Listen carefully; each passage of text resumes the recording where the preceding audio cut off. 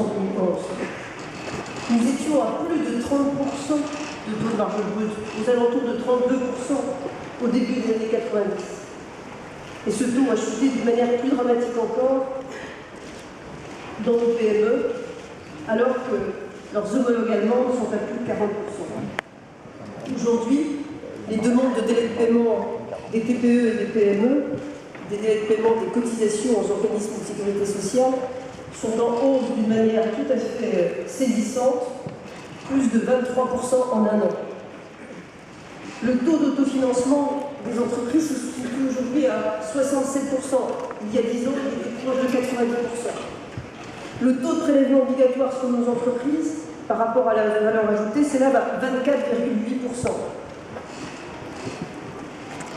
Toutes ces données sont des signaux qu'il faut regarder et qu'il faut entendre.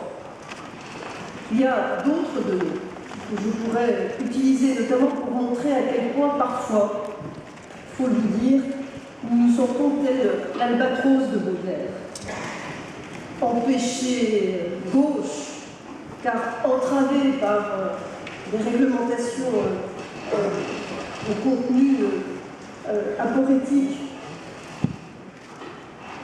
Je ne vais pas vous lister tout cela, parce que je voudrais aussi vous parler de nos atouts. Je suis sûre que vous les connaissez. Par exemple, évidemment, le prix de l'électricité qui est de 80 € par mégawattheure contre 110 en moyenne dans l'Union européenne.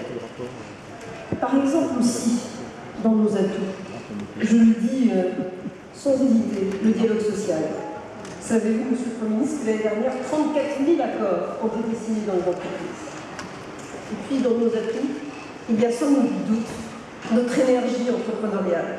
Car en dépit des chiffres sombres que j'ai évoqués, de ce que nous constatons tous les jours dans nos carnets de commandes, nous ne manquons pas d'énergie entrepreneuriale. Les investissements industriels sont en hausse de 5% depuis le début de l'année.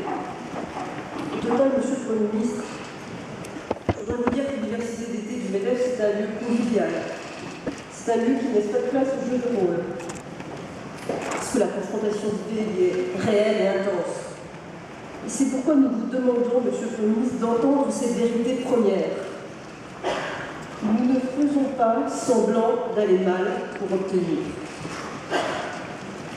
Nous avons le souci de vous dire les choses exactement. Nous pensons qu'il est urgent de travailler sur la compétitivité coût en repensant le financement de notre protection sociale. Nous pensons qu'il est urgent d'améliorer la compétitivité hors coût en introduisant de la souplesse et de la lisibilité pour l'entreprise et de la sécurité pour les salariés.